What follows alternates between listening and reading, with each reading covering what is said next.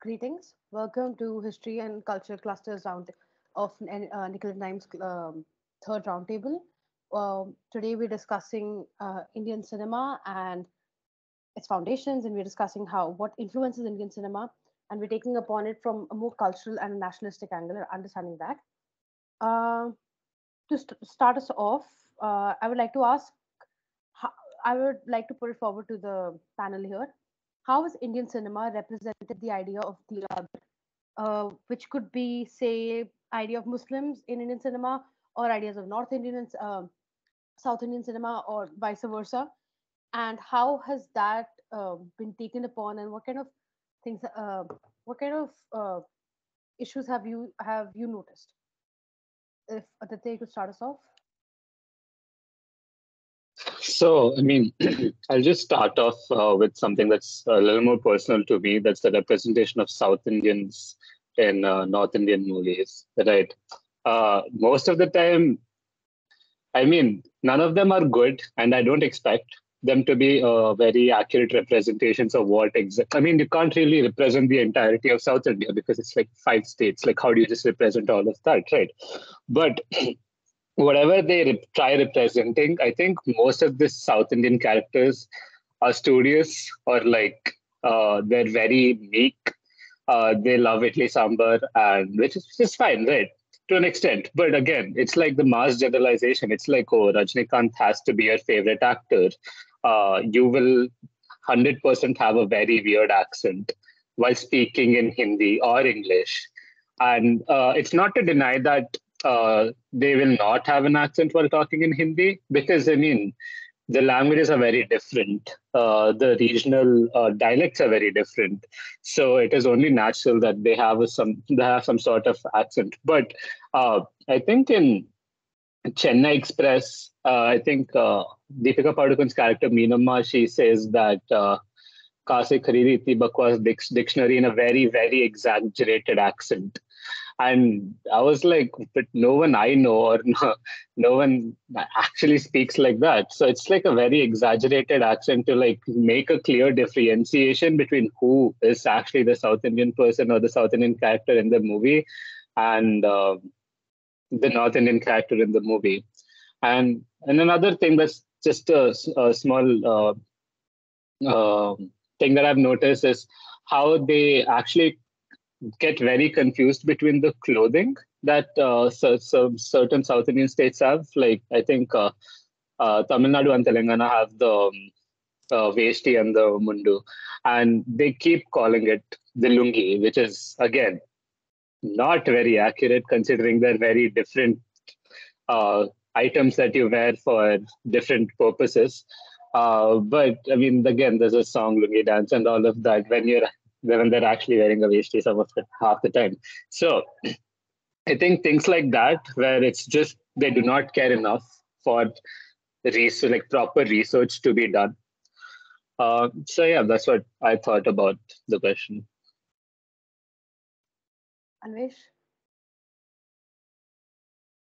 So I agree with most of that, but I think we need to look at it in two ways. First, the South Indian representation of North Indians in South Indian cinema hasn't exactly been that good either. It you can go back to movies like Nayakan, where there are very few cameos North Indian characters, and they're not actually what you would call proper North Indian people. That's not how North Indians talk. It's a very caricaturous way of portraying it.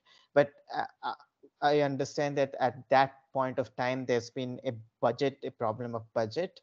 But as time has gone on, I think that the Hindi cinema, in particular Bollywood, has not been able to properly represent South Indians in an accurate manner, despite the fact that there are many actual it has the budget, it has the ability to to make a nuanced portrayal, which it fails to do consistently. And as far as the Muslim is concerned, well, things have changed, because initially, there used to be this Muslim social movies. It was literally called Muslim social, the genre, and that was actually an accurate or good portrayal of the social life of Muslims. It was often adopted from literature. It was made by Muslims, but when we have come to now, because we live in such nationalistic times, the portrayal of Muslims has kind of become worse and caricaturous. The best example of that would be Padmavat, where the Muslim characters speak in Urdu. In fact, nobody spoke in Urdu at that time. Urdu did not exist as a language. So, yeah. Aditya? No, I 100% agree with Anwesh about how North Indians are represented in South Indian movies because to whatever I've seen, most of the time North Indians and Muslim characters, they're made out to be either gangsters or very rich businessmen with a very caricaturish character. So I completely agree with that with Anwesh. Yeah. You know, I especially like Anvesh's point because that's something that has been in my head as well. Because when you look at, we did this exercise in a history class once, which was look at a trailer and point out the traits that you think are characteristic of a Muslim character. First of all, if you look at historical fiction, uh, barring the Taj show that has come up now, before that you had Jodha Akbar. You Mughals, whether we like it or not, as a country, have been a major part of our history. And I say this especially as a person who's lived and grown up in Delhi all her life. They're everywhere. The Delhi Sultanate is everywhere. You cannot ignore its existence. You cannot ignore the influence it's had over the idea of Delhi throughout time. You certainly can't. But you don't see portrayals of them barring showing them as invaders. You see the narrative of Maharana Pratap, whose rule was extremely small, but the stories are much more pervasive at times. Mughals were, I mean, I'm, I like learning about Mughals more than I do about the Rajputs because it's where I'm from. So it's kind of interesting. But the Taj show is actually a good portrayal. But barring that, you would always see them as invaders. You see them as meat eaters, womanizers. Whereas a lot of women in their era, as we've learned from history, had a different form of rights, but rights nonetheless. And another form of other that has started coming up is queer people in media. So first of all, of course, you have the whole portrayal of the trans community and the Hijra community, which is often done in a negative light. They're often seen either as victims or perpetrators, but nothing barring that. You don't delve into their personhood at all. Even when you do, they're killed off quite soon. I mean, Sacred Games, Coca character, if I'm right, I'm pretty sure I'm getting her name wrong. Her being killed off. So you're seeing a change. You're seeing a change when you're seeing portrayals of queer characters. And I do believe, in my own opinion, that the portrayal of Indian queer characters is less, how do I say, stereotypical than it is in other South Asian dramas. Like I've seen Thai BLs and Thai Yuri dramas, and oh, they're horrible. They're horribly offensive. Whereas Indian dramas, OTT, especially OTT, has been surprisingly sensitive, which is not something I expected of them. And they don't always have a character who's queer, and that's their whole identity. They're actually quite involved in the story. Like I saw it in recently, I saw it in Gulmohar, which was really well done. Rana Naidu. There are quite a few examples of this happening. So when it comes to depiction of the other, it's been a very changeable and a very transitive journey throughout when it comes to Indian cinema. The identity of Muslim has gone much worse. They've become some kind of either evil naysayers or the good Muslim being the victim. But barring that, you don't see good stories involving Muslim people. So, else wants to add in? Uh, Saragni? Yeah. Okay.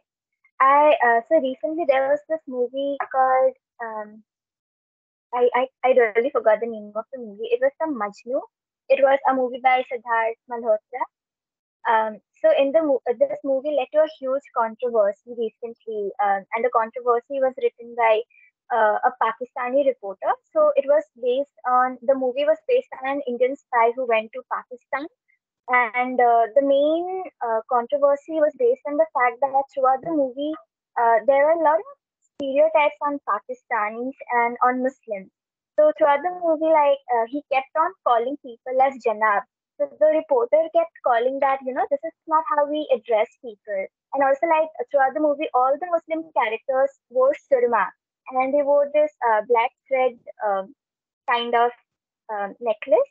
And the reporter kept on saying that this is not how we dress up, this is not what we do. And there were a lot of other points as well. So this is something I was thinking about. And the second thing I was also thinking about the portrayal of other in Bollywood movies is the representation of Pahari people. So I wrote a paper, I think, in my second semester on the portrayal of Himalayan women in Bollywood movies. And so there were two movies, I think, in 1990 called Kashmir Ki Kali and Gharwali and Baharwali. So in both these movies, what was very common between both these movies was that the women here were represented as innocent, and both of them kind of fell in love with men who came from cities. And what was very interesting was that throughout the movie, they were very sacrificial in that way. So they would think about everyone else except for themselves. In fact, in the movie Gharwali and Baharwali, so the man who came from the city, the role was played by Anil Kapoor. So Anil Kapoor went to Nepal, and so he was already married when he went to Nepal, and he went there and he married another Nepali woman. And the Nepali woman, what she says is that it's fine, you don't have to think about me, but you just go to your other wife.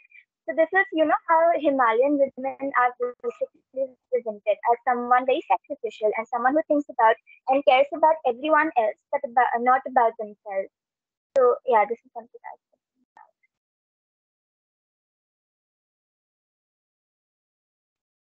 Moving on, how has Indian cinema represented historical people, especially those that are not associated with any political narratives, that is biopics? I actually found this question really interesting. A lot of times, the biopics that I remember have been about something related to sports. First of all, there doesn't exist an area which cannot be categorized as political. But if we were, sports people would, I think, would be one category that we could understand as comparatively lesser political on this spectrum. Even those, if you look at Mithu or the Dhoni thing, Dhoni biopic. First of all, especially the Dhoni biopic, is the whole idea of the common man scenario, focusing on that, their growth as that. Even for that matter, another biopic that comes to my mind, which is not about a political character, but of course played into was of course an agent within the political scenario, was Neerja's character. So the idea is often of these biopics, even as they try to not be political, is to focus on national heroes or someone who's been categorized as a national hero. Uh, they're often about Hindus, MS Dhoni, Mithu, Dangal, mostly about Hindu sports people. I honestly love to see a documentary about the Indian cricket team at the moment and how they're dealing with criticism. Even if I'm not a fan of the male cricket team, I'd love to see a story about, especially about how Virat Kohli has been surprisingly defensive. I'm not a cricket fan again, but I was pleasantly surprised by seeing someone of his stature stand up to this government. But that is a personal opinion. Barring that, biopics, they they sell themselves into the whole India idea, like the whole neoliberal concept that anyone can grow up to be a hero. I feel like that's shown in Dangal. If you put in the right effort, it's regardless of your circumstances, you can always put in the effort and reach that position. When we all realize that that's a rarity, it's that's quite a lucky scenario. It's not something you cannot always put in the mehnat and get there. So I think the whole neoliberal scenario and the rise of biopics since then has been quite interesting. Anyone else wants to add? Go ahead, Aryan. Right. Firstly, can you all hear me? Okay. So the most biopics, of course, as you said, are well, nothing in India can be not political, but nothing in anywhere can be not political. Quite hard to discern now. But of course, there's a subversive narrative that is being pushed. Firstly, in more cases of biopics, usually the film portrays the person as how the common man portrays that person in their life. Because, as we said, that's how the movie sells. The point of the movie, point of biopic, point of anything, point of the cinema, the whole cinema first is a business. We often try to find societal, socio-political meanings in cinema, but we forget that it is firstly a money-making business. So whatever sells, they will try to, of course, push for that. So of course, the portrayal of the person in a biopic is usually how we would see them or we would like to see them. Secondly, there have also been cases of examples of biopics where the person has been the person has been painted in a very rosy manner. A great example of this would be Sanju.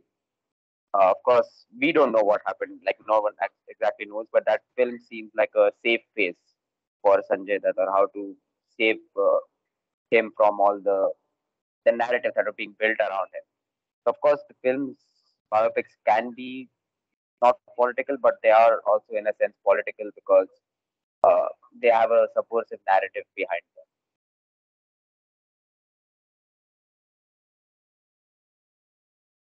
No, I think Sanjay reminds me of another great person and his affinity for doing biopics which are seemingly apolitical, being Akshay Kumar. You have Padman and Ram Setu and every other species of movies that he's done that have been flops but feed into the whole national narrative. Uh, I mean, these are not exactly movies that one could categorize as a, because if you look at it from a very nihilistic point of view, I would suggest not from a very lesser educated layman's point of view, political biopics would be those about political figures, right? But he doesn't play political figures, but you cannot deny the impact it has. He is talking about, first of all, Padman and the toilet ek prem katha. Toilet ek prem katha, especially toilet ek prem katha, diminished the role of the woman who fought for herself, who fought for her rights for decent sanitation, and basically portrayed the man as the hero for convincing his family. I mean, she is the one who left her uh, patrilineal, very local home. She moved back to her matrilineal home, and she fought for herself and stood up for herself. But the essence of the movie is about the man who made sure his family changed. It's, and I'm not trying to say it's either of them are the hero. It's a story, but it is taking away her agency and the kind of effort she put in. And that's a similar situation with all of the other stories. I mean, if you look at the number of NGOs that are being run by women that are working hard in villages to provide decent sanitary care, and you compare that with one man who did this whole bad man thing, I'm not even sure of the thing. It just seems very skewed, and so that's something I want to note. Um, if anyone else wants to add, or we can move to the next question. Anvesh, please go ahead. So I think it's useful to contrast Indian biopics with biopics of other nations, because I think what our biopics are essentially are, they're fawning narratives. They always glorify the subject. uh, they're not nuanced at all in their treatment of the subject, and it's often the case that they're actively endorsed by the subject, and that leads to a creation of a false narrative. It's not any different from, let's say, an autobiography. But a biopic has to be a good biopic, it has to be nuanced. Consider, for instance, even something which is mostly fawning like Bohemian Rhapsody is largely nuanced about the life of Freddie Mercury. It shows the flaws of this guy who's literally considered to be a legend, or for that matter, Walk the Line, which is the story of Johnny Krause, and the multiple biopics, Amadeus, the biopic of Mozart. All of these are biopics which are quite critical about their subject while being sympathetic. I think Indian biopics have failed to do that, and it's essential for a filmmaker to be nuanced in their narrative. It actually makes a story far more interesting. I think Bhag Milka Bhag approached that territory, but did not achieve what you were aiming at. Anvesh, please go ahead. Aryan, sorry, please go ahead. Um, as Anvesh mentioned about the comparison, of course, we must look at it how India is a completely first different country of sorts because stars, I'm not talking about film stars, but any successful people, even in a business field or in a cricket field, they are not just successful. They become almost godlike. They are really deified by the Indian community, and that's the spirit. That's the ethos of India. So to portray such a legend, a god-like figure, in as Anvesh was saying, in a nuanced manner, would be very hard. Most people would not like it. The more wouldn't go for it, the money more you wouldn't sell. So we have to understand it through that narrative as well. Bhag Milka Bhag could achieve a certain sense of nuance, but again, I would argue that Milkha Singh hasn't been deified. So it was easy to kind of approach that story with a nuanced manner. But someone like Dhoni or Sachin, to criticize them on screen would be Im- next to impossible. Which, sorry to use triggering. What you said to their to them, all of it. And one another one that I thought of was critical was comparatively old. 2011, which is now in retrospect is old, was Dirty Picture. The actor Silk Smitha. Still, it was complicated. It wasn't a simple Neruel story ki everything works out in the end. It was a complicated story, but a very complicated woman. So have to respect that. Um, Moving on. Um, has there been a shift in Indian cinema in recent years with a spate of movies coming out that are explicitly nationalist? Uh, if Aman, you could start us off. Yeah. Am I audible? Yeah. So I think the word nationalism forced me to understand how Bollywood perceives nationalism, right? Because um, we look at the few examples like few Bollywood movies, particularly nationalism is often in a way interlinked with social and political commentaries that the film is trying to make. So I mean, Bollywood is in a way becoming less about stories and more about branding nationalism, and if I dare say, Hindu male power in the movies.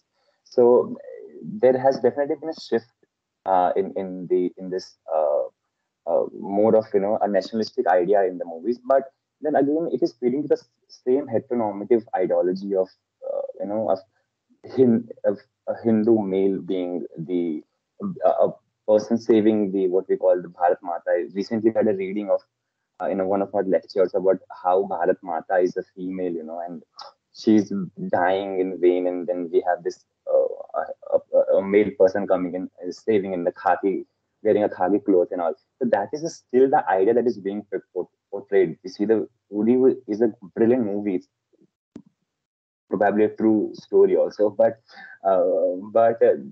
then compare Uri with Manikarnika. Okay, how both of them are nationalists, portraying a nationalistic idea, but on the way they're portraying it, Manikarnika is again giving a very strong argument, a feministic idea, but then did it happen in the same, the way the Uri was portrayed? Was it portrayed in the same way?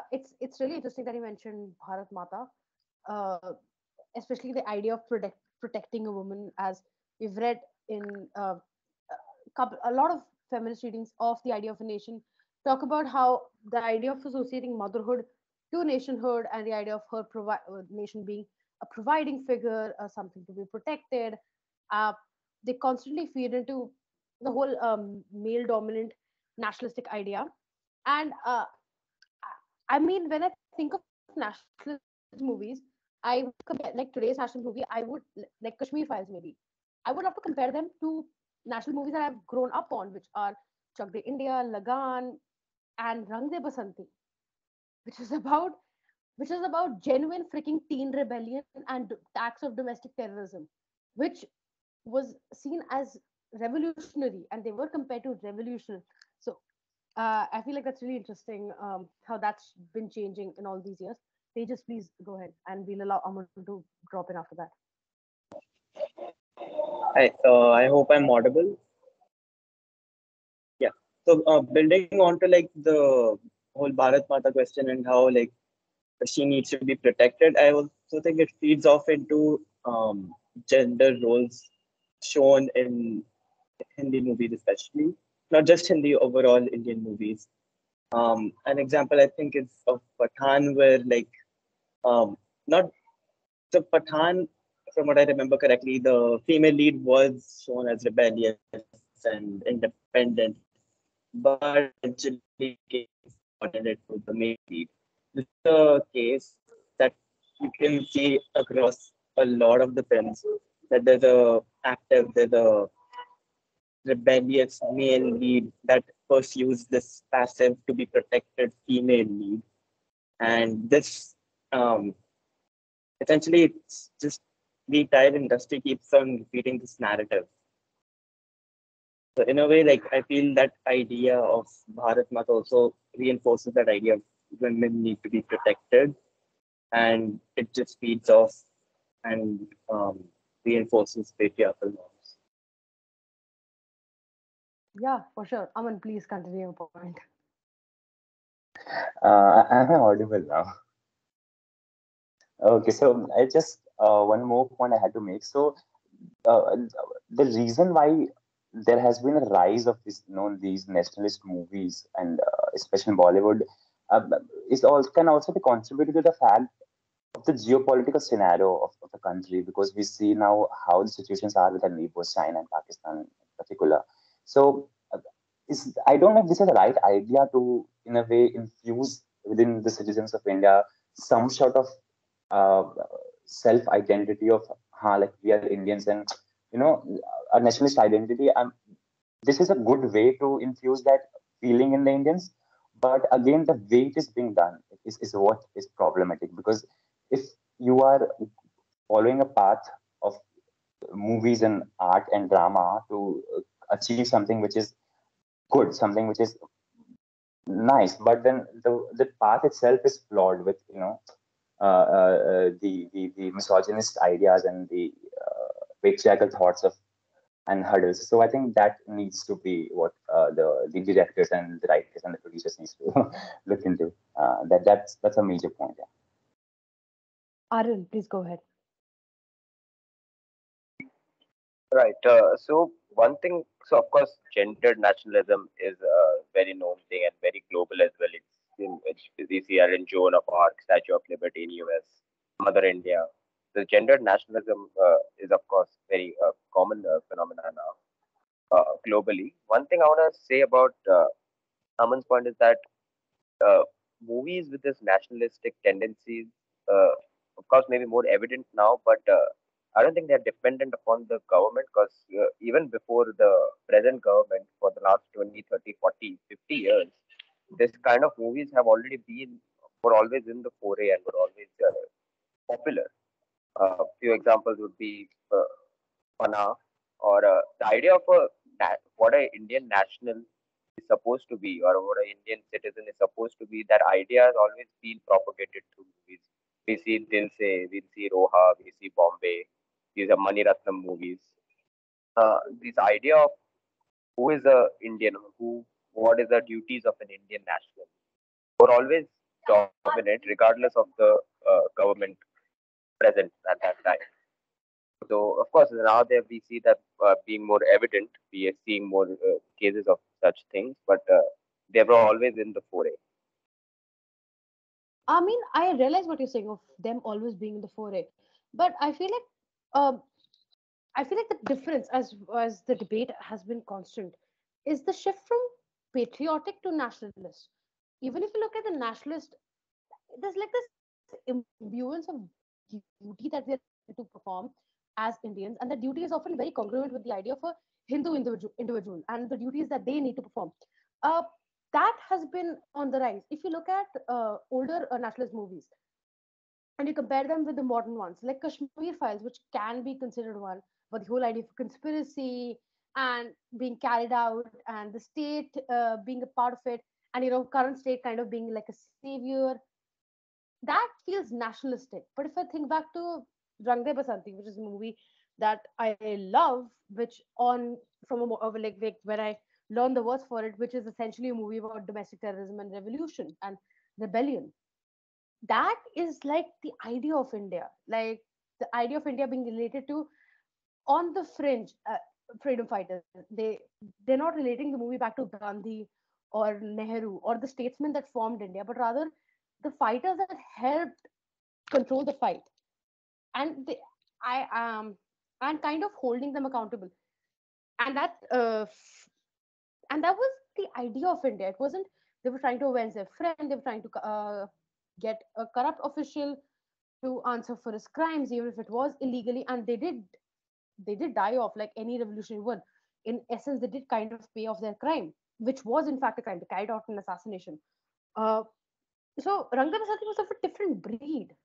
Lagan is of a different Lagan also comparatively is of a different breed.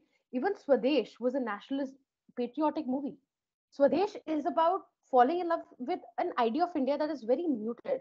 Even though it's a South Indian home in supposedly Uttar Pradesh, with this, it's completely messed up. Like he's also made generalizations. That man has made generalizations to as far as they go, but they're different in their breed. They're not about constantly about fighting. They're about this feeling of India that you get in different areas, that you get from different actions, and they don't always have to be same. And considering Pathan, because Tejas raised the point, and honestly, I really enjoy that movie.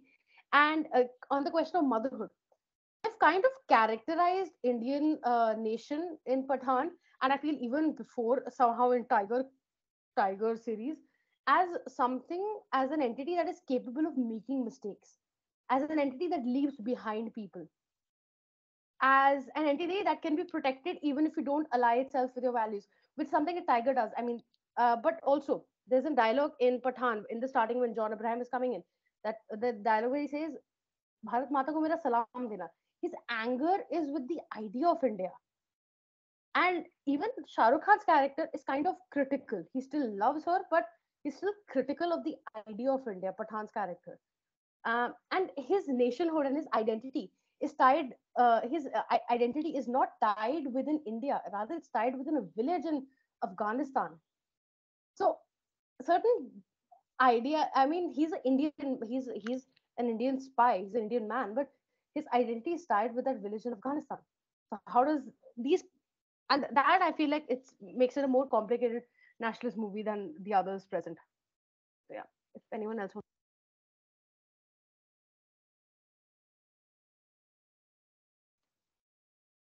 Yeah, should I go ahead? Yeah, so I think to summarize, I mean, to all the points, what I think regarding this question, we could summarize that though these movies are popular, the issue is that, they, in a way, the criticism is that they promote a very narrow and exclusionary point of view of what the Indian identity is, Indian nationalist identity is, and which in a way leads to hurting sentiments of several group of people within India, and also in a way leads to polarization of the Indian society, which is something which we need to talk about because it does leads to polarization. Even though they're trying to promote nationalist idea within the people of India, the sort of polarization that it creates, because always showing Muslims as the terrorists and a Hindu man coming and saving the country. This this is something which is feeding to the lines of divide between the problem of the country. So that is one thing I just wanted to point out. No, to move on. Uh, yeah. Just to end our roundtable with the last question: what has the relationship of Indian cinema and the state been like historically? Has it tried to propagate or subvert the state's version of history? I feel like we've covered a lot of it, but if Aryan, you want to start us off? Right. So, of course, all the discussions that we already had already relate to this point. Uh, the one thing I want to point out is that cinema cannot exist independent of the state. Uh, cinema cannot be in isolation. It has to be situated within a particular state. And oftentimes, mostly now, cinema has been blamed for being majoritarian. Uh, this is not new criticism. It has been there since independence. Cinema has always been criticized or blamed for being majoritarian. And it will be majoritarian even in the future. Because as I said in the beginning, movies are a money making business. Now, whatever people they think people will watch, they will show. Uh, so of course, the government is in majority because the lot of the majority of people has voted for them. That's the majority view that is being held as of now. So that's why movies will try to pander to that. So movies will always be accused of being majoritarian. It is up to us to look past it, or look through it, criticize it, but we cannot expect them to not do that because that is what sells. Niche movies very rarely uh, do well or are blockbusters. Even right now, we are talking about what recently RRR won the Oscar. Even RRR has been criticized for being a propaganda movie, especially in the last few scenes. Um, so yes, even movies. Now we talk about Pathan as well, which is a relatively, I would say, apolitical movie. But as we still see, as we found out, of course, there is some subversive narrative going on. Very rarely do we see instances throughout India's history where this the cinema has tried to subvert the states, according to me at least, subvert the state's version of history. It will always be influenced by the state. Very few movies influence the state, but a lot of movies are influenced by the state itself. So of course, we'll see more of those narratives being pushed. And as I said, it is our job, the viewer's job, to look through them, look past them, and criticize. No, certainly. I so thank you all for Anvesh, please go ahead. Yeah. So I think that the relationship between the state and Indian cinema has been complicated, primarily because the state has always had the last say on what should be shown and what shouldn't be shown, and it has been the case since the very beginning. One example is that of Majrooh Sultanpuri. He was jailed for 2 years, one of the greatest songwriters ever, poet. He was jailed for 2 years by the Nehru government for criticizing Nehru, and many of his songs were not passed by the censor board. And that the last say, the state still has the last say on, many cinema today. Earlier, it used to be the Nehruvian state, which were propagated in movies like Dhool Ke Phool, the famous poem, Na Hindu banega, na Musalman banega, insan ki aulad hai tu insan banega. That was directed by Yash Chopra. So now we have a Hindu nationalist version of the state now. So as long as the state has the last say on what should be shown and shouldn't be shown, there will be some form of propaganda in movies. No, I totally agree. I mean, there's going to be a propaganda. I feel like living in this era, maybe we just are very visibly disagreeable to it. Maybe it might have been to a different government's propaganda as well. I feel like it's always been there. Uh, thank you all for joining us for this interesting discussion. Look forward to our next session for in the month of April. Thank you.